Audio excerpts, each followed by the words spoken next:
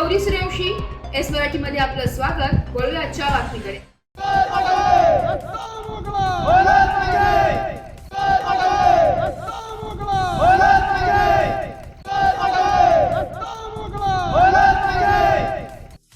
भोकरदन तालुक्यातील केदारखेडा येथील गट क्रमांक 180, 192, 190, 176, 162, 181, 164, 182 ला जाण्यासाठी गट क्रमांक 168, 153, 167, 152/1 च्या नंबर बांधणी असलेल्या पूर्वपार अडविलेला रस्ता मोकळा करून मिळवून देण्याबाबत दिनांक 30 जून रोजी भोकरदन तहसील येथे तहसीलदारांना या गटातील बाधित शेतकऱ्यांनी गैरअर्जदार विठ्ठल साहेबराव जाधव, रखुबाई साहेबराव जाधव, विनायक गोविंदा सावंत, मुकुंदा गोविंदा सावंत यांच्या विरोधात निवेदन देण्यात आले।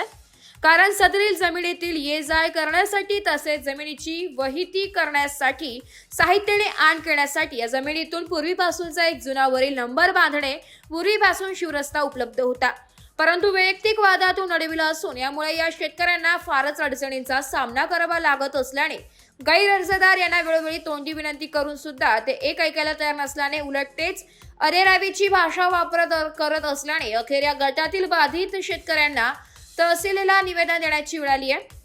त्यामध्ये दिनांक 2 जुलै रोजी पर्यंत सदरील रस्ता मोकळा करावा, दिनांक 3 जुलैला नाईलाजास्तव जलसमाधी आंदोलन छेडण्यात येईल असा इशारा देण्यात आलाय, परंतु अद्यापर्यंत त्यावर तहसील प्रशासनाने कोणतीही कारवाई केली नसल्याने अखेर या शेतकऱ्यांना जलसमाधी आंदोलनाचे हत्यार उपसावे लागले असून हे जलसमाधी आंदोलन सकाळी 10 वाजेच्या दरम्यान सुरू झाले असून या जलसमाधी आंदोलन ठिकाणी प्रशासनाचा कोणताही अधिकारी हजर नसल्याची प्राथमिक माहिती आहे।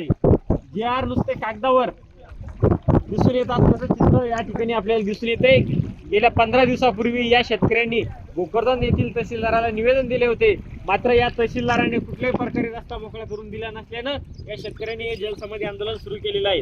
रस्ता असून सुद्धा त्यांच्या वैयक्तिक वादामुळे त्यांनी रस्ता बंद केलेला आहे आणि 50 ते 60 शेतकरी आज शेती म्हणजे पडीत पडण्याच्या मार्गावर आलेली आहे। ना बैलगाडी जात नाही, ना महिलांना वाट नाही, पाऊस रस्ता सुद्धा ठेवला नाही आणि त्या वाटेमध्ये पूर्ण काट्याची झाडं काटेरी झोपा लावून ठेवलेली आहे। तरी आम्हाला प्रशासन किती वेळेत या ठिकाणी येतंय आणि या शेतकऱ्यांची दखल घेतंय। एस मराठी न्यूजसाठी प्रतिनिधी अमोल शिंदे, भोकरदन। अशाच नवीन ताज्या घडामोडी जाणून घेण्यासाठी आमच्या एस मराठी न्यूज चॅनलला लाईक करा, शेअर करा, सबस्क्राईब करा आणि बेल आयकॉनला क्लिक करायला विसरू नका।